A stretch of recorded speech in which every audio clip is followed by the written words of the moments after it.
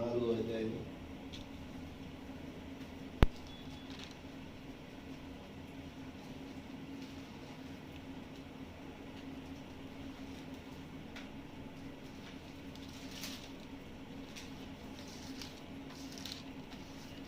34-35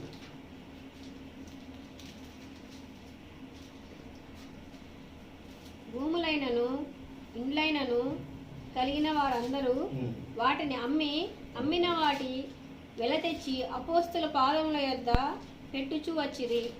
వారు ప్రతి వానికి వాని అక్కర కొలది పంచిపెట్టిరి గనుక వారిలో ఎవనికి కొదవ లేకపోయెను.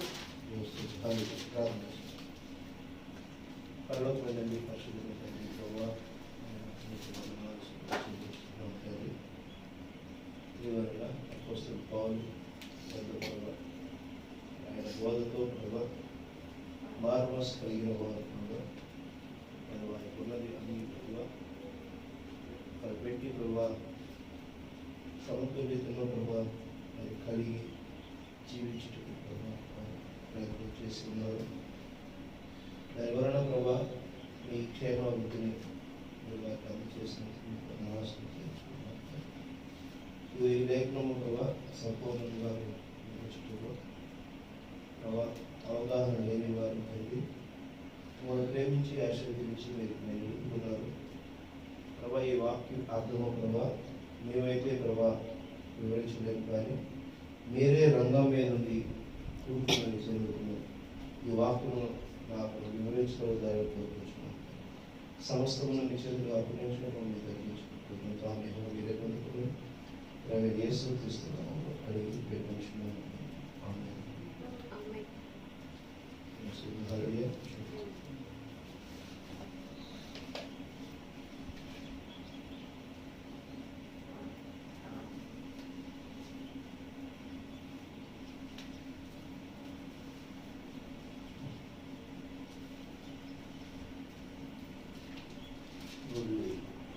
ఆలస్యమైంది.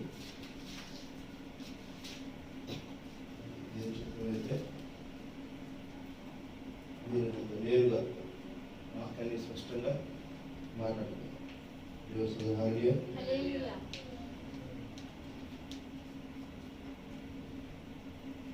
యేసు క్రీస్తు దేవుడని మనం అంగీకరించాం. ఆయన దేవుడుగా మనము గమనించడానికి, గుర్తెరగడానికి, మనకి ఎలాంటి విశ్వాసాన్ని కలిగి ఉండడానికి రుజువులు ఉన్నాయని నమ్ముతున్నారా? ఆమె రుజువులు ఉన్నవి. ఆయన నీ మాదిరి నా మాదిరిగా తల్లి గర్భంలో పుట్టినాడు, కానీ నీ మాదిరి నా మాదిరిగా తల్లిదండ్రులు కలిగి కన్య గర్భమున దాల్చింది దేవసుడు హాలి. ఆయన పుట్టడం అనేది ఎప్పుడు నిర్ణయించబడింది? ఎవరైనా యేసుక్రీస్తు వస్తాడనేటువంటి విషయం ఎప్పుడు నిర్ణయించబడింది? ఆది ప్రారంభించకుండానే పడిపోయిన వారిని రక్షించుటకు ఆయన వస్తాడని చెప్పేసి అనేది మరి పాత నిబంధన గ్రహిస్తూ. మరి ఆయన మన మధ్యకి శరీరదారుడిగా వచ్చి ఏ పాపము చేయని వాడిగా, ఎక్కడ ఏమి ఆశించిన వాడిగా, తన ముందుకు వచ్చినటువంటి విషయమును తాను ఏ విధంగా తండ్రిని కనపరచడం కోసం చేశాడు. స్వస్థతలనైతేనేమి, మరణం నుంచి మరి మరణించిన వారిని కూడా మళ్ళీ బతికించడం అయితేనేమి, మరి ఆయన ఎన్నో అద్భుత కార్యాలు చేశారు. అయితే తాను కనపరుచుకోవడానికి కాదు, కానీ తండ్రి మరి ఇక సృష్టిలో భాగమై ఉన్నాడని, సృష్టి ఆయుధము ఆయన చిత్త ప్రకారమే జరిగినది అనేది, ఆయన లేనిదే ఏది లేదని నిజదేవుడు దృశ్యంలోనికి వస్తే మనము గ్రహించగలిగే స్థితిని కోల్పోతాము. కాబట్టి మన ముందు ఆయన ఏ విధంగా ఉన్నాడు, నీవనే నా వారిలే సాధారణమైనటువంటి రక్త మాంసం కలిగిన సాధారణ వ్యక్తిగా జీవించాడు. ఆమె అలాంటి వ్యక్తి ఆయన సాధారణ జీవితం కలిగి జీవించినప్పుడు ఆయన దేవుడు అని చెప్పి చెప్పాలి. నేను దేవుణ్ణి నన్నే ఆరాధించండి, నన్నే స్థుతించండి ఆయన ఎక్కడైనా చెప్పాడా? ఎక్కడ పాఠం ఆయన కనపడక మునుపున నేను తప్ప మరో దేవుడు లేడు, రాడు, ఉండబోడు అని చెప్పి చెప్పినాడు. ఎవరితో? దావీదుతో చెప్పాడు, ఆమె మోషేతో చెప్పాడు, అబ్రహాంతో చెప్పాడు, మరి ప్రవక్తలకు అందరితో చెప్పాడు. ఆయన చెప్పినప్పుడు శరీరధారుడు గురించి చెప్పాడా? హరి శరీరధారుడు గురించి చెప్పాడు. హరి ఒక ఆత్మస్వరూపిగా ప్రకృతిలో నుంచి ఆయన మాట్లాడాడు. హరి అగ్నిస్తంభంలో నుంచి మాట్లాడాడు, మేఘాధారుడిగా మాట్లాడాడు, ఆయన సృష్టిలో నుంచి స్వరమై మాట్లాడాడు. హరి ప్రవక్తలు దాన్ని రుజువుపరిచారు. మరి జరిగిన దాన్ని, జరగబోతున్న దాన్ని, జరగబోయేదాన్ని కూడా ప్రవక్తలు క్షుణ్ణంగా మన ముందు ఒక గ్రంథంగా తీసుకొచ్చారు. ఆమె ఒక రాత మన దగ్గరికి రావడం కోసము వారు సొంతంగా ఆలోచన చేసి మ్యాపింగ్ చేసి ఏదో గణితాలు సృష్టించి కొత్త కొత్త చరిత్రలు, కొత్త కొత్త విధానాలు కలిగి చేయలేదు. పరిశుద్ధ గ్రంథము 66 పుస్తకాలు కూడా ఎవరిష్టానుసారంగా వాళ్ళు రాయాల. ఒక ఆత్మ చేత ఒక సంపూర్ణమైనటువంటి జీవము కలిగిన దేవుడు మరి మాట్లాడి ప్రవక్తల ద్వారా చేయించినటువంటి ప్రతి కార్యమును వ్యక్తులతో చెప్పి మాట్లాడించి అది రాయించబడింది. అది అన్ని భాషల్లోనికి తర్జుమా చేయబడినటువంటి గ్రంథం. ఇది ఈరోజు అలా చెప్పాడా, ఇలా చెప్పాడా, ఆయన దేవుడా, ఆయన దేవుడు కాదా, ఆయన మీ దేవుడు వేరు, మా దేవుడు వేరు, దేవుళ్ళు వేరు ఉండరు. దేవుడు ఒక్కడే ఉన్నాడు, తండ్రి ఒకడే, స్వరూపం ఒకటే, మాట ఒకటే, జీవనం ఒకటి. ఆమె ఏ ఒకటి మార్పు లేదు, రాదు, ఉండదు. ప్రతి బిడ్డకి ఒకటే తండ్రి ఉంటాడు కదా. తల్లులను కన్న తల్లిని కాకుండా పక్కింటామని అమ్మని పిలవచ్చు, ఎదిరింటామని అమ్మని పిలవచ్చు, పరిచేస్తూనే మరి అమ్మని పిలవచ్చు, ఎవరిని పిలవచ్చు. కానీ తండ్రిని ఒక్కరునే తండ్రి అనాలి. ఎదిరింటే మళ్ళీ తండ్రి అన్నాం అనుకో, నాన్న అన్నాం అనుకో, ఏమవుతుంది? పవిత్రను కోల్పోతుంది. ఎవరో నీకు జన్మనిచ్చిన వారే తల్లి పవిత్రతను కోల్పో. ఇది సృష్టిలో మన ముందు ఉన్నటువంటి రహస్యమా కాదా? అర్థమైందా? అర్థమైందా? ఇంతమంది తల్లిని ఎంతైనా మనం పూజించవచ్చు. తండ్రిని కనుమరుగు చేయడానికి తల్లిని పెద్దదానికి చేశారా అని కొంతమంది మేధావులు కూడా ప్రశ్నించేటువంటి సందర్భాలు కూడా ఉన్నాయి. తల్లి నవమాసాలు మోస్తే బిడ్డని తండ్రి ఎలా మోస్తాడు? జీవితాంతో తండ్రి మోస్తాడు. ఆమె తల్లి 9 నెలలే ఆ బిడ్డకి ప్రాణం పోసి జీవం పోసింది అని చెప్పారంటే ఆ తల్లి గర్భంలో ఆ తల్లి ఏ క్రియలు చేయకపోయినా, ఆ తల్లి కోమాలో ఉన్న బిడ్డ ఎదుగుతుంది. అవునా కదా? ఎదుగుతారు, నిరూపణ కాదు. తండ్రి బిడ్డకి నేర్పించాల్సినవి నేర్పించకపోతే, ఇవ్వవలసినవి ఇవ్వకపోతే, చెప్పవలసినవి చెప్పకపోతే, వేరు బట్టి నడిపించవలసింది నడిపించకపోతే ఏమవుతాడు? ఒక రౌడీ అవుతాడు, ఒక దుర్మార్గుడు అవుతాడు, ఒక దాసికుడు అవుతాడు, ఒక సుప్రాతోడు అవుతాడు, ఒక కుళ్ళుబోతుడు అవుతాడు, మరి ఉదమార్గమైనటువంటి జీవితాన్ని హారడి. అదేనా తండ్రి కనుక బిడ్డకి నేర్పించకపోతే ఆ బిడ్డ ఏమవుతాడు? అవలక్షణాలన్నీ కలిగి జీవిస్తాడు. హారడి.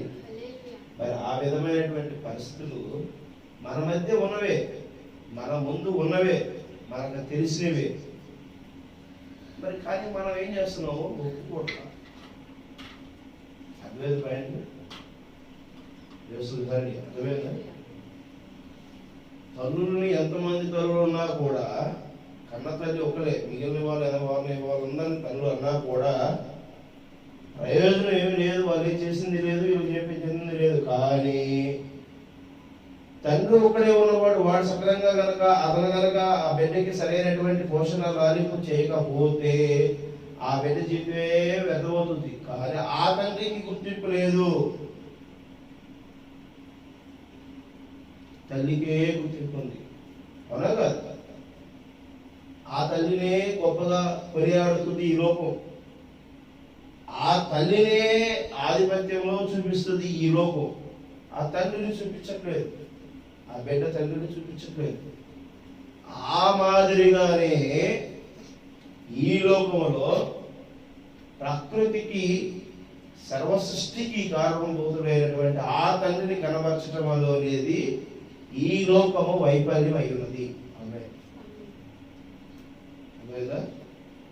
ఆ తండ్రిని పూర్తిగా ఏం చేస్తుంది? అణిచివేస్తుంది.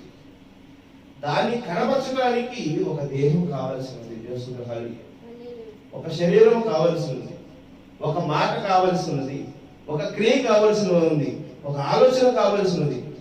కాబట్టి ఆయన నీ మాదిరిగా నా మాదిరిగా శరీరదారుడే అయినప్పటికీ నువ్వు నేను పుట్టిన విధముగా ఆయన పుట్టలేదు. ఆమేన్. అలా సర్వశ్రేష్టముగా పుట్టినటువంటి ప్రభువైన యేసుక్రీస్తు ఏ తప్పు మోపడానికి ఆ రాజు కూడా అంగీకరించలా. కానీ సిలువ వేశారు. ఎందుకు వేశారు? ఎందుకు వేశారు? ఎవరు వేశారు సిలువ? రాజు వేశాడు సిలువ. చేస్తుంది అందరూ అనుకుంటున్నారు ఆయన సిలువ వేశారు, ఎందుకు వేశారు? ఎవరు వేయలేదండి, జనులే అడిగారు వేయమని. ఎవరు అడిగారు? జనులే అడిగారు. ఎందుకు అడిగారు? ఎందుకు అడిగారు? ఎందుకు అడిగారు? రోడ్డు మీదకి వెళ్ళి 10 మందికి 10 బీరు బాటిల్ పంచు, బీరు బాటిల్ పంచుతున్నానని చెప్పు, పరిగెత్తుకోతారు. అదే కదా?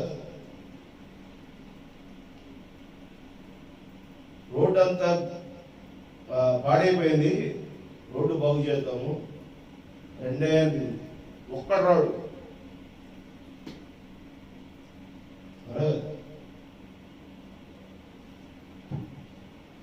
ఎవరైనా సమస్యలో ఉన్నారంటే రోడ్డు మీద యాక్సిడెంట్ అయ్యి ప్రాణాలు కొట్టుమిట్టాడుతున్న వాళ్ళని కూడా కాపాడే ఇటువంటి మానవత్వం లేనటువంటి సమాజం ఈరోజు ఉంది కాదా? అదే 10 మంది పోగయ్యి చేస్తున్నారు అనుకో, వాళ్ళు చేస్తున్నారు కదా, మనం కూడా చేసి గొప్పవాడని తెచ్చుకోవడం. అక్కడ 10 మంది చేస్తా ఉంటారు.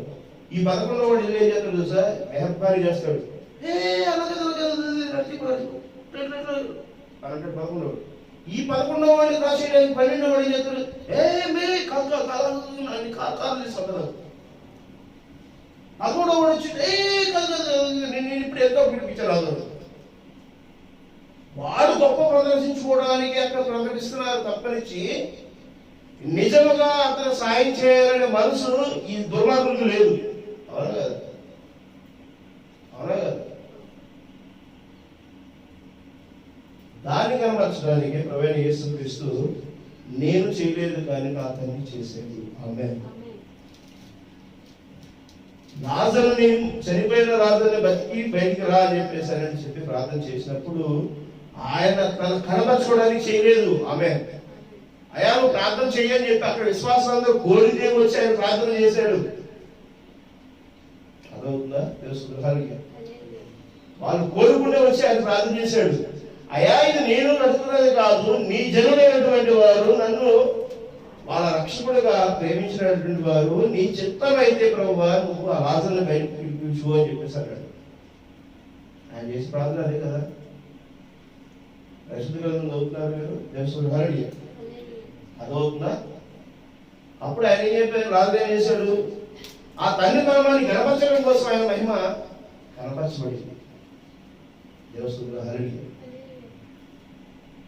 ఇప్పుడు ఎవరైనా కూడా ఎవరెవరో డిబేట్లు పెడతారు, ఎవరెవరో తను ప్రదర్శించుకోవడానికి లైవ్ షోలు, మరి మెసేజ్లు, మరి స్క్రీన్లు చేస్తున్నారు. ఇవేంటి సమాజం సేవ అర్థమవుతుందా? దేవస్థానం. కానీ నీలో ఉన్నటువంటి ఆ జీవము ఎవరిది? ఆ జీవము మరి ఎవరి నుంచి రాబడింది? ఆత్మ ప్రేరేపించడానికి, ఆత్మ కలిగి ఉండడానికి నువ్వు నిజముగా సాక్ష్యం, నీ దేహము నీ సాక్ష్యం చెప్తుందా?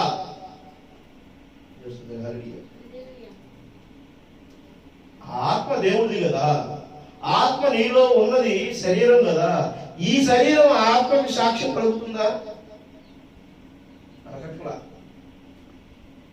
ఏం చేస్తుంది? రుచి కావాలనుకుంటుంది, స్థానం కావాలనుకుంటుంది, మెహర్బానీ కావాలనుకుంటుంది, ఈ శరీరం గొప్పతనాన్ని కావాలనుకుంటుంది, ఈ శరీరం గొప్పతనాన్ని కావాలనుకుంటుంది. నేను అతను సాయం చేశా, నేను అతను పని చేసి పెట్టా, అతని కంటే నేను అందంగా ఉన్నా, నేను అతని కంటే గొప్పని, నేను అతని కంటే బాగా చదువుకున్నాను. ఎవరు అంటుంది ఇది? ఈ శరీరం అంటుంది. అర్థమవుతుందా? అది ఎవరైనా కానీ వ్యక్తుల పేర్లు మనకు కాదు, శరీరం ఈ రోజు లోకంలో ఆ విధంగా అంటుంది. కానీ ఈ దేహము ఉంది అని అంటే, ఈ దేహము ఈ రోజు మాట్లాడుతుందంటే, ఈ దేహం ఇక్కడ నిలబడి ఉందంటే ఏమై ఉంది అసలు? ఈ దేహంలో ఏముంది? ఏముంది? ప్రాణం ఉంది, జీవం ఉంది. ప్రాణం లేకపోతే 2 గంటలు తీసుకెళ్ళి కూర్చు పెట్టేస్తారు, కాల్చేస్తారు ఈ దేహాన్ని. ఈ దేహం అంటే గొప్ప గొప్ప గొప్ప గొప్ప గొప్ప గొప్ప గొప్ప అంటుంది. అర్థమవుతుందా? ఈ దేహమైనటువంటి జీవితంలో ఉండి అసలు దానిని కనుమరుగు చేస్తున్న దానిని, నశించిపోయిన దాన్ని వెతికి రక్షించుటకు ఆ ప్రవేణ యేసుక్రీస్తు వచ్చాడు. ఆమేన్. నశించిపోయిన నీ జీవాత్మ యొక్క గొప్పతనాన్ని ప్రకటించడానికి వచ్చాడు ఆయన. పిచ్చుల్లా మాట్లాడుతున్నారు మీరు దేవుడు ప్రవేణ యేసుక్రీస్తు గురించి. ప్రవేణ యేసుక్రీస్తు మహిమలు చేసేవాడు కాదు, నీ వ్యాధులను నయం చేసేవాడు కాదు, నీకు డబ్బులు ఇవ్వడానికి రారాయన. నశించిపోయిన జీవము, నిత్య జీవానికి ఉన్న విలువని ప్రకటించడానికి వచ్చాడు. ఆమేన్. తెలియపరచడానికి వచ్చాడు. నిన్న నేను నిరంతరం ఏకరీతిలోనే ఉన్నాను. ఆమేన్. నా వలనే మీరును కలిగి ఉన్నారనే విషయాన్ని తెలియపరచడానికి వచ్చానంటున్నాడు. నన్ను వలే మిమ్మల్ని సంపూర్ణంగా చేయడానికి నేను వచ్చానన్నాడు. కానీ మనలో ఏం చేస్తారు చూసారా? ఏం చేస్తారు అనేటువంటి విషయాన్ని మీ ముందు తెలియపరచడం కోసం ఈ విషయాన్ని మీకు బయటపడి తీసుకొచ్చాను. అందువల్ల గ్రహించారు. ఇక్కడే ఉన్నారా? ఆమేన్. అపోస్తలుడు పౌలు చూడండి 4వ అధ్యాయం 13వ వచనంలో ఏం చెప్పబడుతుంది? 4వ అధ్యాయం 13వ. వారు పేతురు యోహానుల ధైర్యమును చూసినప్పుడు వారు విద్య లేని పామరులని గ్రహించి ఆశ్చర్యపడి వారు యేసుతో కూడా ఉన్నవారని గుర్తెరిగిరి. పేతురు యోహానుల ధైర్యం చూసినప్పుడు వారు విద్య లేని పామరులని గ్రహించి ఆశ్చర్యపడి వారు యేసుతో కూడా ఉండిన వారిని గుర్తెరిగిరి. ఎవరు విద్య లేని వారి పామరులు ఉన్నారు? ఎవరు విద్య లేని పామరులు వారు ఎవరు? పేతురు యోహానులు ఇద్దరికి విద్య లేదు. పామరులు అంటే ఏంటి? పామరులు అంటే ఏంటి? పేదవారు. బలహీనుడు, బలం లేని వారు. ఎక్కడ? బలబలం, ఆర్థిక బలం, ఆధిపత్య బలం, స్థాన బలం, ఇవే అది వేరుతుంది. అవేవి లేని వారు పేతురు, యెహోనుడు. ఈ పేతురు యెహోనుడితోనే కదా దేవుడు మాట్లాడింది. తల్లి అర్థమవుతుందా? చూడండి ఇది ఏం జరుగుతుందో అసలు ఇక్కడ ఆదికాండంలోని 13 అధ్యాయము 14-15 వచ్చిన అసలు ఆదికాండము 13 అధ్యాయము 14-15 వచ్చిన లోతు అబ్రహామును విడిచి పోయిన తర్వాత యెహోవా, ఇదిగో నీ కన్నులెత్తి నీ ఉన్న చోట నుండి ఉత్తరపు తట్టు, దక్షిణపు తట్టు, తూర్పు తట్టు, పడమర తట్టును చూడుము. ఎందుకనగా నీవు చూచుచున్న ఈ దేశమంతటిని నీకును నీ సంతానములకును సదాకాలము ఇచ్చెదను. ఇప్పుడు 13వ అధ్యాయం చదివితే ఏముంటుందంటే అబ్రహాము లోతు అన్నదమ్ములు. అబ్రహాముకి కంటే కూడా లోతుకి గొర్రెల మందలు, పశువులు, సంపద ఎక్కువ కలిగి ఉన్నవాడు. ఎక్కువ కలిగిన వాడు. 13వ అధ్యాయం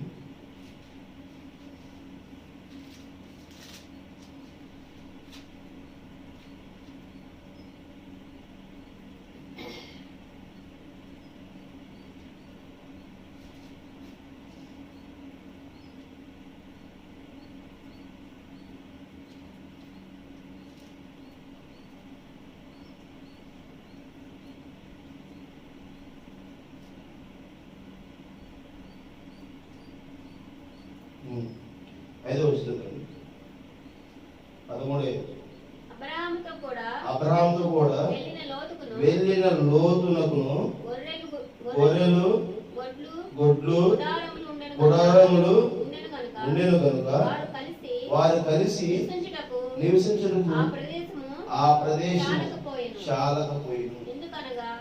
ఎందుకనగా వారి ఆస్తి వారు కలిసి నివసించలేనంత విస్తారమై ఉండెను.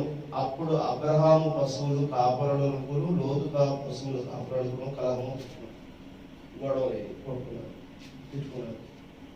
అందుకని చెప్పేసి ఏం చేశాడు అబ్రహాం? ఏమన్నాడు?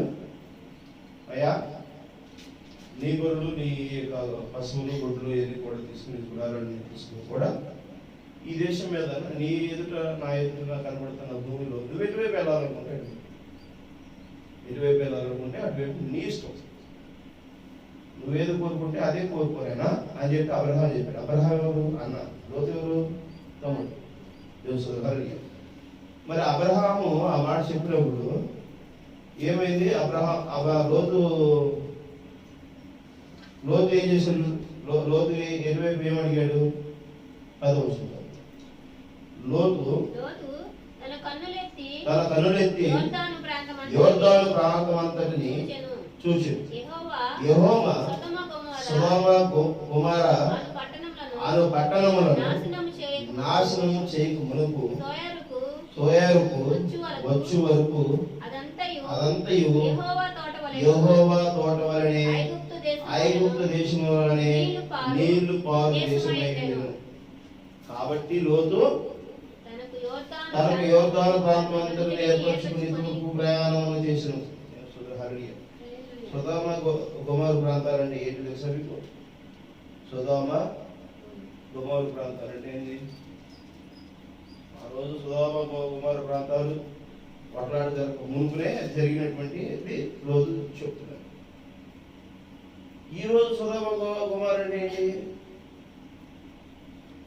ఈరోజు సొదొమ గొమొర్రా అంటే ఏంటి?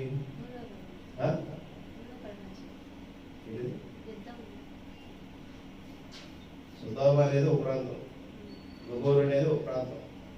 ఈరోజు ఆ రెండు ప్రాంతాలు ఏంటి?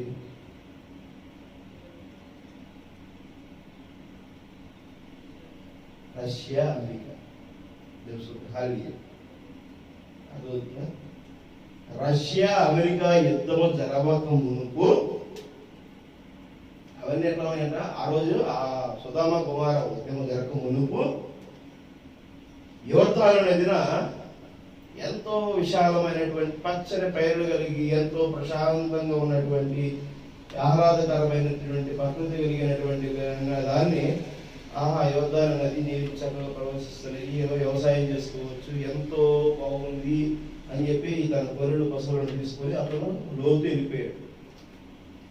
అర్థమైందా?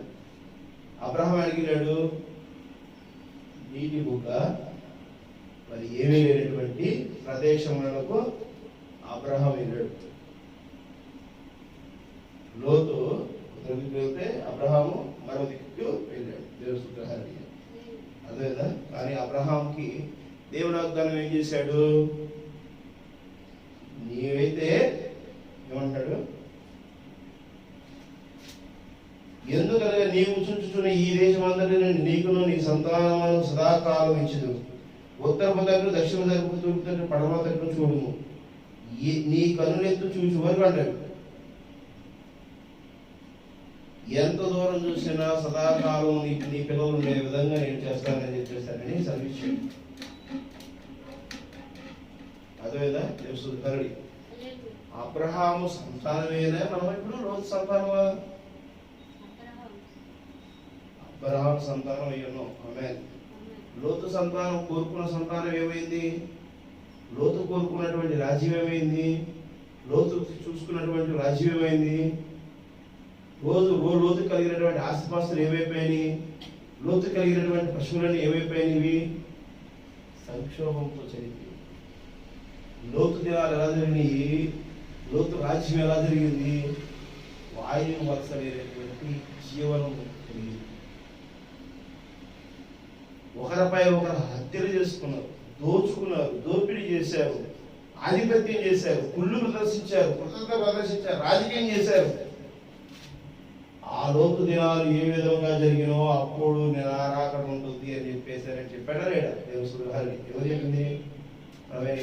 నేను మరలా వస్తాను. ఇది ప్రవైన యేసు క్రీస్తు రాక మునుపు కదా లోతు అబ్రహాం ఉంది. అబ్రహాం సంతానమే కదా మరి యేసు ప్రభు కూడా. ఆ యొక్క లోతు దినాలు ఏ విధముగా జరిగినవో ఆ విధముగా జరిగే సమయం అప్పుడే నేను వస్తాను అని అంటాడు. మరి ఈ రోజు లోకంలో ఏం జరుగుతున్నవి? ఈ రోజు అందరూ ఏం ఆశిస్తున్నారు? కంటికి కనబడుతున్న దానిని వారు ప్రకాశించుకోవడం కోసం వారు ఆధిపత్యం ప్రదర్శించుకుంటున్నదే కోరుకుంటున్నారు. తండ్రి ఏం చెప్తున్నాడో దాన్ని గమనించట్లేదు. ఆమేన్. అర్థమవుతుందా? దేవుడు మాట చెప్పింది ఏది కూడా చేయట్లేదు. చిన్న ఉదాహరణ చెప్తాను. ఇక్కడ చిన్న ఇది నా సాక్ష్యం. దేవుడు సుగ్రహాలు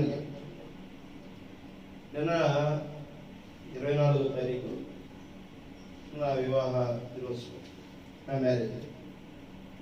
నేను ఎన్నో రోజుల నుంచి ఏమనుకున్నానంటే వివాహ దినం సందర్భంగా మ్యారేజ్ డేకి ఎక్కడికి వెళ్దామా, అటు వెళ్దాం అని చెప్పేసానని అనుకున్నాం.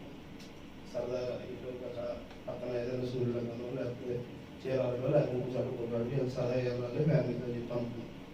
కానీ ఇప్పుడు ఉన్నటువంటి పరిస్థితులు నిమిత్తం ఆర్థిక పరిస్థితులు అన్నిటికీ కూడా మనం ఎందుకులే, అసలు మన ప్రశాంతత ఎక్కడ దొరికింది, మన సంతోషంగా గడిపేది ఏ ప్రదేశం ఎక్కడ అని చెప్పేసారని అనుకుంటున్నప్పుడు నా మనసులో ఒక తలంపు జరిగింది. దేవుని ప్రార్థనలో దేవుడితో మనము మాట్లాడుతూ ప్రార్థన చేసుకుంటే సంతోషం కదా అని చెప్పేసారని ఆలోచనకు వచ్చి నేను నా భార్యతో కూడా చెప్పాను, పిల్లలు కూడా చెప్పాను. చక్కగా శనివారం కాబట్టి ఉపవాసంతో దేవుడికి అంత హృదయపూర్వకంగా మనం అర్పించుకుని ప్రశాంతంగా దేవుడిలో మనము మన పరిస్థితులన్నింటినీ కూడా మాట్లాడుకుంటూ ఆయన ఏదైతే రక్షణ ఉందో దాన్ని మనం పొందుకోవడానికి అవకాశం ఉంటుంది. చక్కగా మనం దేవుడిలో సంతోషిద్దామని తీర్మానం కలిగితే మరి అది చూడు సాధారణంగా ఏ విధంగా దాన్ని స్వతంత్రం ఇచ్చింది. ఇది కదా నాకు అబ్రహాముకి ఏర్పరిచిన స్థలం ఏది? ఉపవాసంతో ప్రార్థన చేసుకోవటం అబ్రహాంతో ఏర్పరచుకున్నటువంటి స్థలమైంది. లోతు దినానికి సరిపడే విధంగా ఎలా ఉందో చెప్పంటారా? శుక్రవారం సాయంత్రం 23వ తారీఖు మధ్యాహ్నం నుంచి మొదలయ్యారు ఒక బ్యాచ్, పురాతన బ్యాచ్ వచ్చిన 5 మంది వచ్చింది. నేను అప్పటికే చర్చిలో కూర్చొని ప్రార్థన చేసుకున్నాను.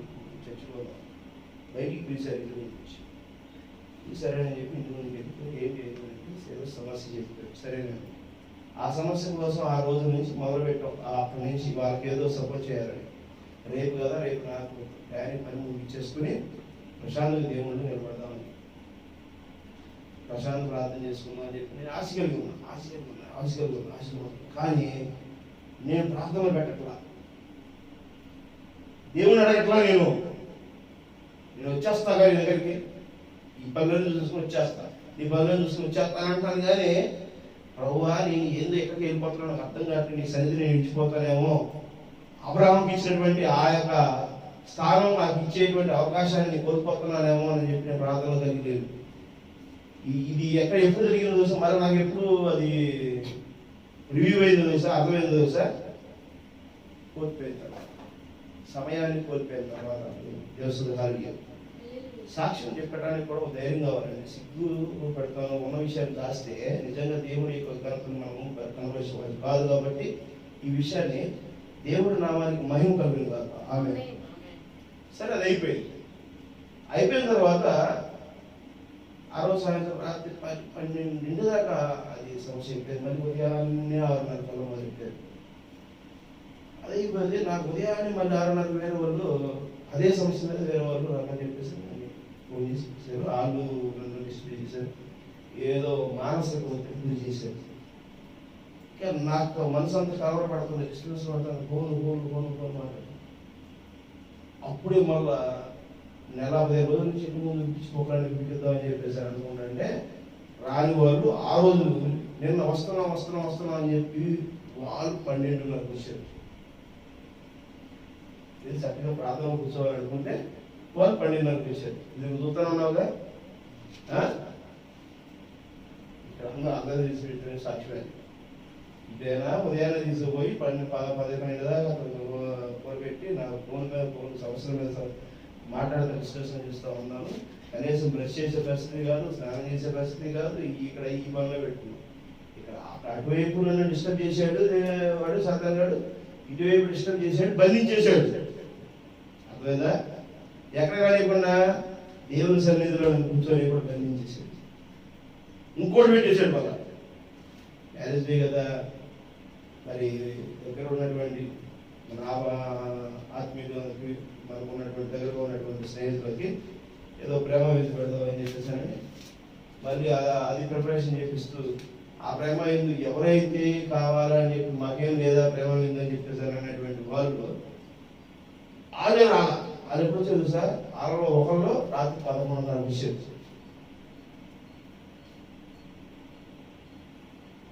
అంటే దేవుడితో నేను కలిసి జీవించడానికి దేవుడు నాకు సమయం ఇచ్చాడు. ఎప్పుడు ఇచ్చాడు సార్? 24వ తారీఖు డేట్ ఎంటర్ అయ్యేదానికి నేను సన్నిధిలోకి వచ్చి ప్రశాంతం 10 నిమిషాలు ప్రార్థన చేసుకున్నాను. నేను నా భార్య ఆ 10 నిమిషాలు నన్ను తప్పిపోవడం నాకు నేను సాయంత్రం రివ్యూ చేశాడు దేవుడు. నిన్ను నా సన్నిధిలో ఉండలేకుండా ఈ దురాత్మకు బంధిస్తుంటే నువ్వు సాతాను దాడులు నిలబెట్టుకోలేకపోయావు, దీన్ని నువ్వు చేసుకోలేకపోయావు, అన్ని వాక్యాన్ని నువ్వు గ్రహించగలిగేది ఒడివే చెప్పేశానని తర్వాత మళ్ళీ నాకు సాయంత్రం దేవుడు. అలాగా ఈ లోకంలో కూడా డబ్బు, స్థానం, పరిస్థితులు, సమస్యలు వీటితో మనం బంధించేసి సాతాను ఏం చేస్తున్నాడు, ఈ లోకం వైపు చూపిస్తూ నిజమైనటువంటి విషయం వైపు మనం అడుగులేయకుండా వాడు అడ్డుకుంటున్నాడు. అర్థమవుతుందా? దేవుడు హల్లెలూయా. ఈ విషయం మీరు గమనించాల్సినటువంటి పరిస్థితి ఉందన్నమాట. మీకే కాదు, ప్రతి ఒక్కరికి బంధిస్తున్నాడు. ఇక్కడ నేను ఇందాక చెప్పిన తల్లి విషయం కానీ తండ్రి విషయము, తండ్రిని కనుమరుగు చేస్తూ తల్లి ఆప్యాయతలు ఏ విధంగా ఉన్నాయో నిజ దేవుణ్ణి కనుమరుగు చేస్తూ దేవుళ్ళు వచ్చేసారు. తాను గొప్ప ప్రకటించుకునే స్థితికి వచ్చేసారు మనుషులు. ఈ దేహము కలిగినటువంటి పరిస్థితిని గొప్ప చేసుకున్నారు. ప్రవేశ యేసు అలా చేసుకోలేదు. నేను దేవుడిని చెప్పలేదు ఆయన. పేతురు నువ్వేమనుకుంటున్నావు అని చెప్పి అందరిని అడుగుతారు అన్నప్పుడు, నువ్వైతే ఆ తండ్రి పంపించిన లోక రక్షకుడు అనుకుంటున్నావు అంటే, పేతురు ఇది నేనైతే నీకు చెప్పలేదు కదా, ఆ తండ్రి నీకు బయలుపరిచాడు అని అన్నాడు. ఆమె అర్థమైందా? ఆయన అప్పుడు కూడా నేను దేవుడు అనలేదు. ఆయన నేను లోక రక్షకుడుగా మీకు వచ్చానని, మీ రక్షణకు వచ్చాననే విషయాన్ని నేను చెప్పలేదు కానీ తండ్రి చెప్పాడు అన్నాడు. ఆ తండ్రి కనిపించాడు, బయలుపరిచాడు. కాబట్టి పేతురు, నువ్వు ఈ లోకంలో ఏమి మూస్తావో ఆ పరలోక రాజ్యంలో అవి మూడబడతాయి, ఈ లోకంలో నువ్వు ఏమి తెరవస్తావో ఆ పరలోక రాజ్యంలో అవి తెరవబడతాయి అన్నాడు. ఆమె అర్థమైందా? పేతురుకు అనుగ్రహించాడు. ఆ పేతురు ఆ దివ్య దృష్టితో చూశాడు. ఆయన చెప్పలేదు ఎవరికి. ఆయనకి సిలువేస్తున్నప్పుడు కూడా రాజుగారి అడుగుతున్నాడు, పరరాజు, అయ్యా యేసు, నీలో ఏ తప్పు నాకు కనబడట్లేదు, వీళ్ళు అంటున్నారు నేనే రాజు అంటున్నారు అని ప్రకటిస్తున్నాడు. ఈయన నేనే దేవుడిని అని చెప్పి ప్రకటిస్తున్నాడు. ఈయన గొప్పగా చెప్పుకుంటున్నాడు, నువ్వు రాజువే కాదంట, నీకంటే గొప్పోడంట అని చెప్పుకుంటున్నాడు అని చెప్పి వీళ్ళందరూ కంప్లైంట్ చేస్తున్నారు. కానీ నీ అందు నాకు ఆ తప్పు కనబడట్లేదు, నువ్వు అలా చేసావని నమ్మట్లేదు, నీకు నేను సిలువ వేయలేను అని చెప్పేశారని అంటాడు. కానీ వాళ్ళు ఏం చేశారు తెలుసా? ఫరో గారు, ఏంటి మీరు మాట్లాడతారు? రాజుగారు, ఏంటి మీరు మాట్లాడేది? మనకు చట్టం ఉంది. ఏముంది? మనకు చట్టం ఉంది. రాజ్య ధిక్కారం చేసిన వాళ్ళకి, నేను చెప్పేది సత్యం అని చెప్పిన వాళ్ళకి, దేవుడు ఉన్నాడని చెప్పేసరి ఇతను చెబుతున్నటువంటి దాని ప్రకారం ఇతనికి నువ్వు సిలువ వేయకపోతే ఈ చట్టాన్ని నువ్వు అతిక్రమించినట్టే, నువ్వు రాజువే కాలేదు, ఈ చట్టమే ఇక్కడ ముఖ్యమైనది, నువ్వు రాజు అయితే ఎంతవరకు నిన్ను మార్చేస్తాం మేము అని చెప్పి ప్రజలందరూ డిమాండ్ చేసి ఆయన సిలువ వేశారు ఆ రోజు. అర్థమైందా? కొరడాదెబ్బలు కొట్టినప్పుడు, ఆయన్ని హింసిస్తున్నప్పుడు, ఆయన బాధ పెడుతున్నప్పుడు, చెంటబద్దు కొడుతున్నప్పుడు, రాళ్లతో కొడుతున్నప్పుడు, ములిగేయడం పెట్టినప్పుడు, రక్తం చెందుతున్నప్పుడు, ఆయన మరి రాళ్ళు రప్పలు కాలం జరిగి రక్తమంతా ఏడై పారుతున్నప్పుడు కూడా ఆయన ఏమన్నాడు? నాకు దెబ్బలు జరిగినాను, నేనేదో హింసించబడుతున్నానని మీరు బాధపడవాకండి, రాబో ఉగ్రత మీ మీద రాకుండా మీరు కాపాడుకోండి, మీరు మీ పిల్లలు కాపాడుకోండి అని చెప్పాడు దేవుడు. ఆ రోజు ఆయన ఏమి చెప్పాడు? ఈ రోజు అదే చెప్తున్నాడు.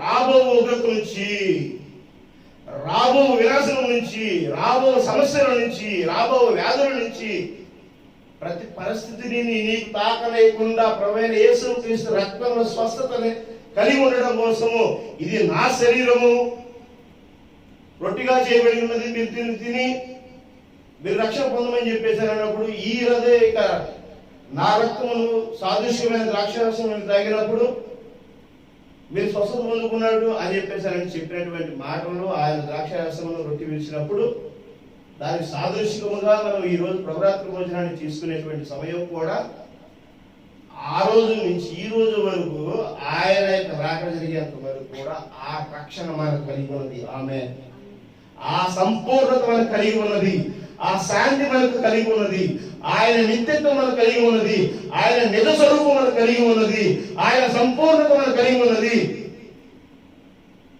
ఇదండి యేసుక్రీస్తు బోధ.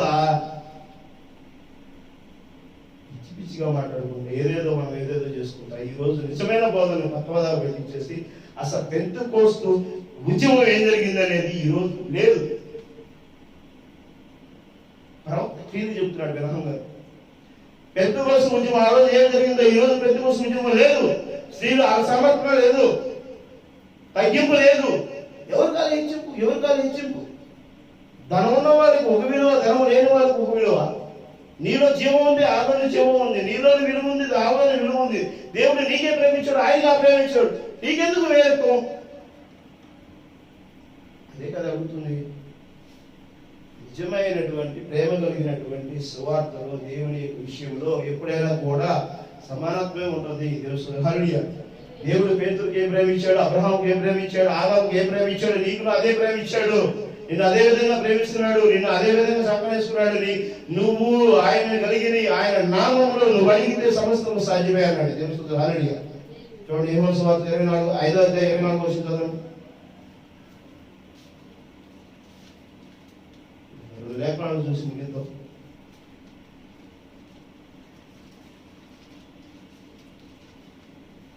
యోహాను సువార్త చూడండి 5వ అధ్యాయం 24వ వచనం.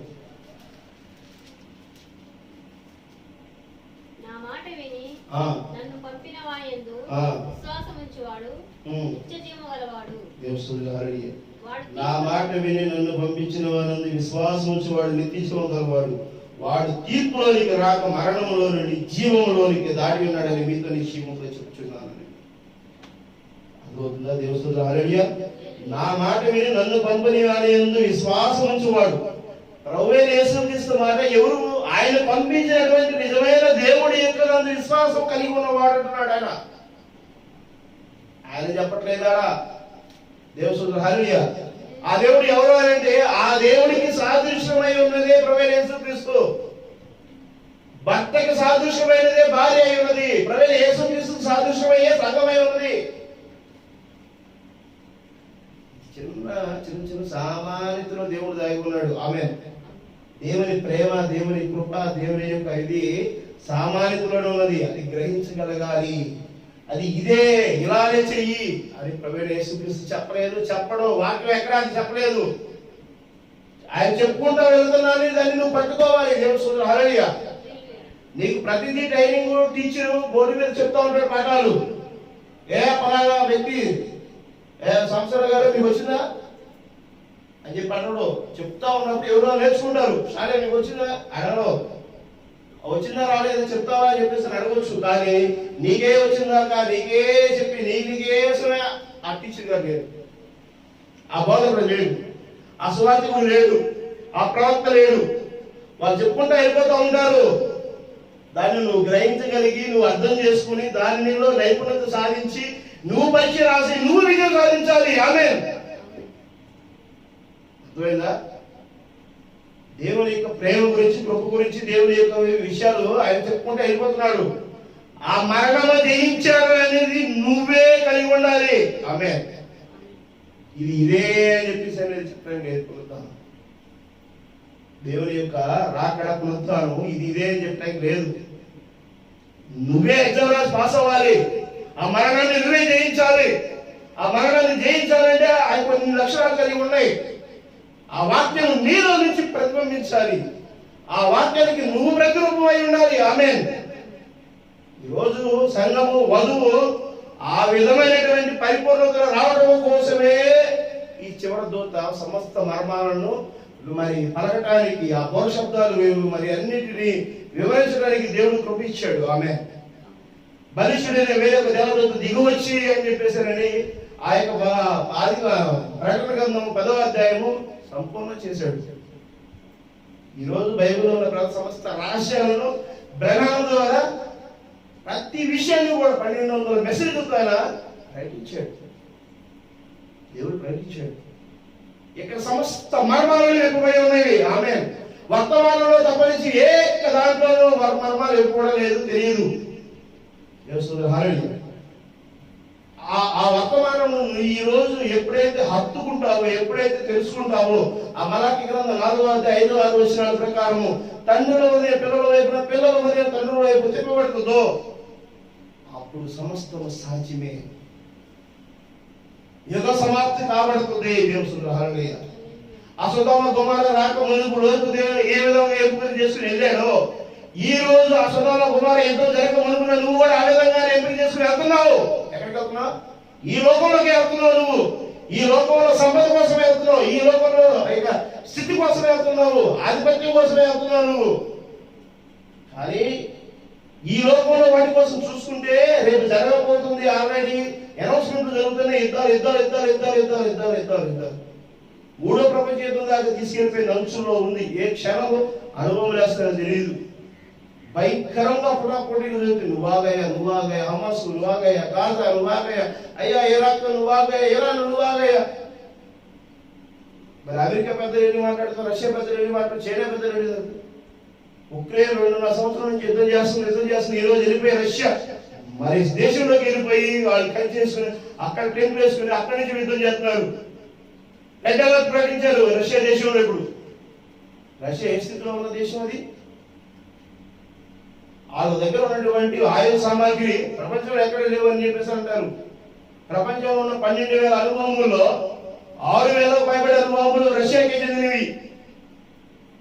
అంత ఆయుధ సామాగ్రి కలిగినటువంటి, అంత బలం కలిగినటువంటి రష్యా యొక్క బోర్డర్లోకి, రష్యా దేశంలోకి వెళ్ళిపోయి చిన్న ఉక్రెయిన్ 2.5 సంవత్సరం సర్వం కోల్పోయి అసలు వాళ్ళకి ఎటువంటి ఆధారాలు లేనటువంటి ఒక దిక్కు దోచని పరిస్థితిలో ఉన్న ఉక్రెయిన్ సైన్యం వెళ్ళిపోతుంది. ఈ రోజు యుద్ధం చేస్తుంది. ఆ తాకిడికి రష్యాలో ఎలర్ట్ ప్రకటించారు, రెడ్ అలర్ట్. ప్రజలందరూ గందరగోళం అయిపోతున్నారు. ఎప్పుడు బాంబులు, ఏం బాంబులు పడితే ఏం చచ్చిపోతామని. మరి నువ్వు నేను ఏ స్థితిలో ఉన్నావు?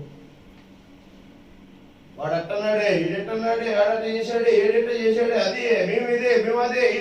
ఏందయ్యా నువ్వు? అది నువ్వు అనుకునేది కాదయ్యా. దేవుడు ఏం చెబుతున్నాడు తెలుసయ్యా? వాక్యాన్ని వెంబడించగలగాలి. దేవుడు హల్లెలూయా. యోహాను సువార్త 15:27 చూడండి.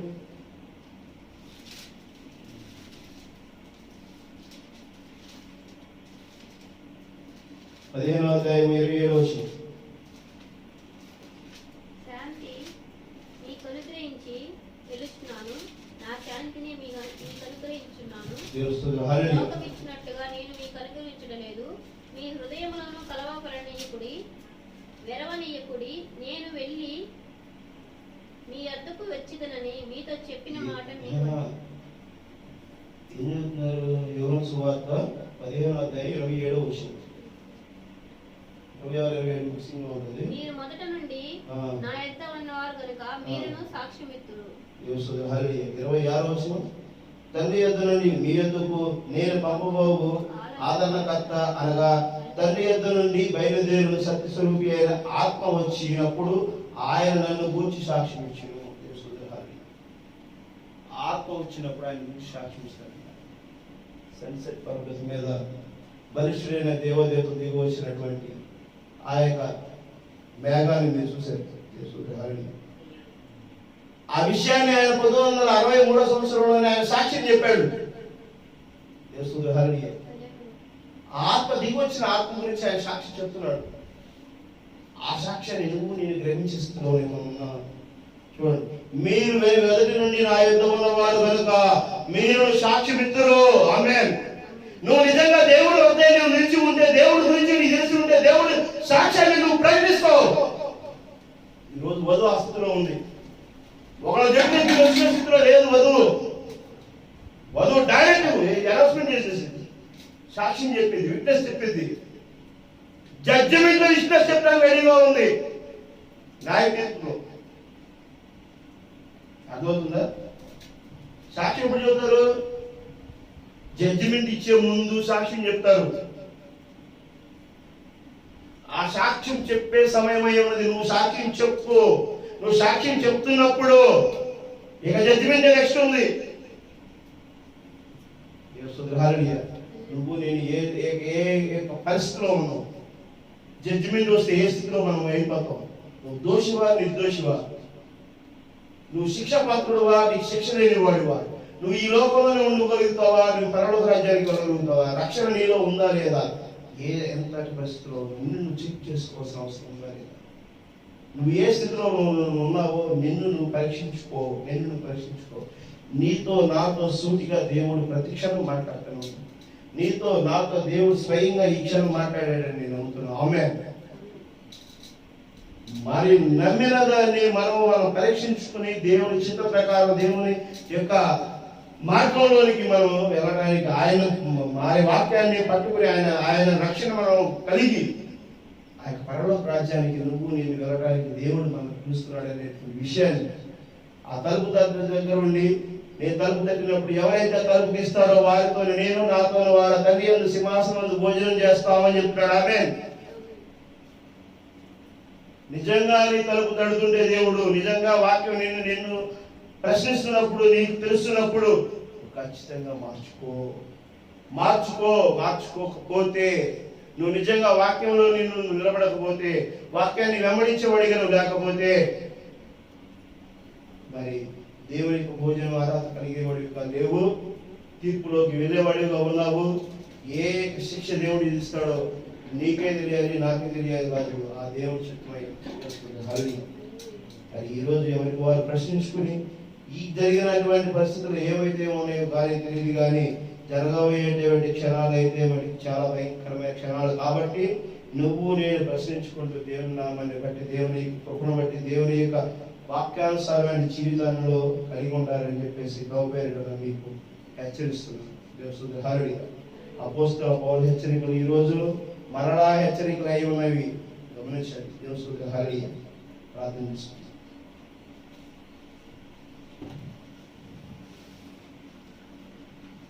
పరలోకమైనది, పరిశుద్ధమైనది ప్రభావాన్ని యేసయ్యా మీకు వందనాలు, వందనాలు, వందనాలైనా, వందనాలైనా, స్తుతులైనా, స్తుతులైనా, స్తుతులైనా. స్తోత్రం తండ్రి, స్తోత్రం తండ్రి, స్తోత్రం నైనా, స్తోత్రం నైనా. ప్రభా ఇదిగో ఈ మధ్యాహ్న కాలంలో ప్రభా మీరు నేరుగా మాతో మాట్లాడారని నమ్ముతున్నాము తండ్రి. మీ యొక్క ప్రభా ఆత్మ ప్రభా మరి ప్రభా మా మధ్య ఉన్నదండి ప్రభా, ఆత్మస్వరూపిగా ప్రభా మీరు మాతో మాట్లాడారని నమ్ముతున్నాము తండ్రి. ప్రభా ప్రభా మీ చిత్తం ప్రభా నెరవేర్చబడును గాక నాయనా. ప్రభా మీ రాజ్యం వచ్చును గాక నాయనా. మీ రాజ్యంలో ప్రభా మేము నిలిచి ఉండటకు మీ కృప దయచేయండి తండ్రి. ఈ యొక్క సత్య వాక్యముల ప్రభా, ఈ సత్య స్వార్థను ప్రభా వెంబడించే వారిని ప్రభా మీరే రక్షించండి తండ్రి. మీరు పట్టుకోండి తండ్రి. ఎవరికైతే ప్రభా ఆ యొక్క వాక్యము ప్రభా అవసరత కలిగి ఉన్నదో, ఎవరైతే ఆ వాక్యం పట్ల ఆసక్తి కలిగి ఉన్నారో ప్రభా వారిని ప్రభా మీరు పిలవండి తండ్రి. మీరు మాట్లాడండి తండ్రి. వారిని ప్రభా మీ యొక్క కృపలో ప్రభా ఆశీర్వదించండి ప్రభా. మేము చెప్తే కాదు కానీ ప్రభా మేము పిలిస్తే కాదు కానీ ప్రభా మీరు ఆకర్షిస్తేనే నా దగ్గరికి వచ్చుదురు అని చెప్పి ప్రభా మా యొక్క రక్షకుడు మీ ప్రియ కుమారుడు పలికిన మాట ప్రభా ఈ రోజు ప్రభా మరి నిత్యము జరగవలసి ఉన్నదండి ప్రభా. మీ చిత్తానుసారమైనటువంటి ప్రభా కృపను దయచేసి ప్రభా మీరే ప్రభా ప్రజలతో మాట్లాడేదైనా ఇష్టపడిన వాళ్ళందరినీ కూడా ప్రేరేపణ దీవించండి. ప్రతి ఒక్క అవసరం తీర్చండి తండ్రి ప్రభా. ప్రతి ఒక్క కుటుంబాన్ని మీరు దర్శించి ప్రభా వారి సంవత్సరం నుంచి ప్రభా మీరే ప్రభా బయటకు తీసుకురండి తండ్రి ప్రభా. ప్రతి విషయంలో మీరు రక్షణ దయచేయండి తండ్రి. ఈ వాక్యం ప్రతి బిడ్డకే ప్రభా మీ కృప దయచేయండి తండ్రి. వారి అవసరాల తీర్చండి తండ్రి. సంఘం అందరిని ప్రేమించండి తండ్రి. సంఘం అంతా ఏక ప్రార్థన కలిగి ప్రభా మేము అడుగుతున్నాం తండ్రి. మా మాటని ప్రభా మీ కృపలో ప్రభా నడిపించడానికి కోరుకుంటున్నాం నా తండ్రి. మీ చిత్తానుసారంగా జీవించండి తండ్రి ప్రభా. మేము స్తుతులు హల్లెలూయా ఆమేన్ చెప్పే వారిగా ప్రభా మీరు సజీవమైగా ఉన్నారని ప్రభా అని ప్రభా మేము రుజువుపరచగలుగుతాం కానీ ప్రభా ఇదిగో ఈ మాట మేము పలకలేకపోతున్నామంటే మేము నిర్జీవులమేనైనా ప్రభా. ఇదిగో ఆ మాట మేము పలుకుతున్నామంటే సజీవులుగా ఉన్నామైనా, సాక్షులుగా ఉన్నాం తండ్రి. స్తుతులు స్తుతులైనా స్తోత్రం తండ్రి, స్తోత్రం అయినా స్తోత్రం. ప్రతి కార్యమైన ప్రభావ మీ కృపలో నడిపించడం తనని కోరుకుంటూ ప్రభు యేసు క్రీస్తు నామములో అడిగి వేడుకుంటున్నాము తండ్రి. ఆమేన్, ఆమేన్.